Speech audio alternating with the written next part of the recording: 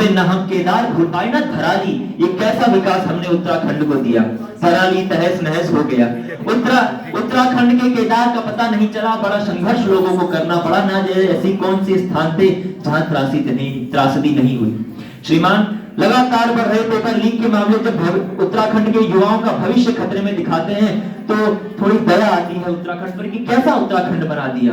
जब पिछले 25 वर्षों से लगातार डॉक्टरों की कमी पर्वतीय क्षेत्रों पर प्रसव पीड़ा के कारण महिलाओं की मृत्यु का कारण बनती है, तो लगता है कि कैसे 25 वर्ष बिताए हमने कि महिलाओं को उसकी कीमत अपनी जान से देनी पड़ती है। उत्तराखंड के पर्वतीय क्षेत्रों में आज भी शिक्षकों की उम्मीद, आज भी वहां के बच्चों की साक्षरता के लिए, उनके भविष्य के लिए खतरा बनी हुई है।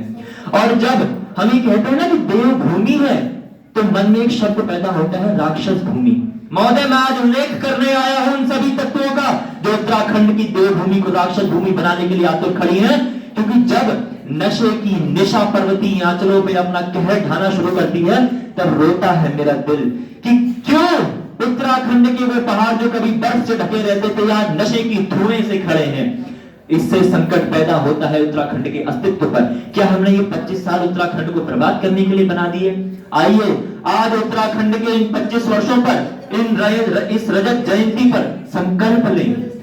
उन क्रांतिवीरों को अपने मन में दोबारा से जगा लें और संकल्प लें कि उठेंगे, जागेंगे और तब तक नहीं रुकेंगे जब तक उत्तराखंड की धरातली स्थिति को न जान लेंगे, उन परिस्थितियों को नहीं जान लेंगे जिससे उत्तराखंड का विकास बाधित होता है। उस विकास को नहीं रोक लेंगे, नहीं सीमित कर लेंगे जब तक उत्तराखंड का अस्तित्व में संकट आता है। क्या जरूरत है हमें पर्वतीय आंचलों पर रेल ले जाने की? क्या उत्तराखंड के लोग इतने सशक्त नहीं है कि 20 किलोमीटर अपने स्कूल दोबारा पैदल जा सके? क्या उत्तराखंड के लोग इतने सशक्त नहीं है कि 2 किलोमीटर की चढ़ाई कर सके? क्या जरूरत है सुविधाओं की? महोदय, किसी व्यक्ति ने बहुत अच्छा कहा है कि सुविधाएं व्यक्ति को विकलांग बना देती हैं। मैं नहीं चाहता कि हमारे उत्तराखंड के वो शूरवीर जो जसवंत सिंह के वंशज हैं, जो उसके भूमि के कहलाते हैं, वो विकलांग हो जाएं। हम क्या 72 घंटे की लड़ाई फिर नहीं लड़ सकते? क्या हम पैदल अपने बैलों के खेतों में नहीं जोत सकते? ट्रैक्टर की क्या जरूरत आज पड़ी उत्तराखंड की भूमि पर? श्रीमान, विकास को पहचानिए, जानिए उत्तराखंड क्या है, इसकी कमजोरी क्या है। और एक बात मैं आप सभी से कह देना चाहता हूं, आज आप जब पहाड़ों पे जाते हैं ना, तो पहाड़ों को जरा अपना समझिए। क्योंकि पिछले 25 वर्षों से लगातार बढ़ रहे अतिवादी पर्यटन ने उत्तराखंड की पहाड़ों की जो स्थितियां कर दी हैं, वो आज उत्तराखंड नहीं लगती, वो कोई समतल मैदान लगती है। आज हम जाते हैं उत्तराखंड में प्लास्टिक फेंकते हैं, उत्तराखंड के पहाड़ों को दूषित करते हैं, तो उत्तराखंड के पहाड़ों को नहीं दूषित कर रहे, हम चीन से आने वाले संकट को बढ़ावा दे रहे हैं, जिसके लिए चीन पिछले कई वर्षों से आतुर है। चीन क्यों अरुणाचल प्रदेश को अपना हिस्सा कह लेता है? क्योंकि हमने ये स्थितियां पैदा की हैं। आज जरूरत है जानने की।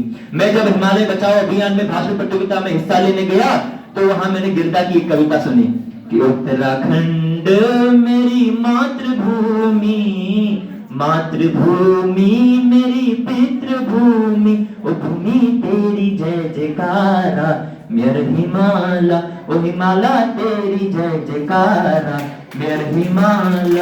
ये हिमालय को पहचानो, क्योंकि शिव जी का निवास ये है, पार्वती का मायका ये है। तो पहचानो अपने देवत्व को, अपने अंदर देवताओं को जिंदा रखो, राक्षसों को नहीं। बस 2 पंक्तियां कहकर अपनी इस वाणी को विराम देता हूं कि उन्नत मस्तक और उभरा सीना, भले ही हमें बिना विकास के चलना होगा, पर जब बात उत्तराखंड की अस्तित्व की होगी, इसके पहचान की होगी, तो कदम मिलाकर चलना होगा, कदम मिलाकर चलना होगा। धन्यवाद। जय उत्तराखंड, जय देवभूमि।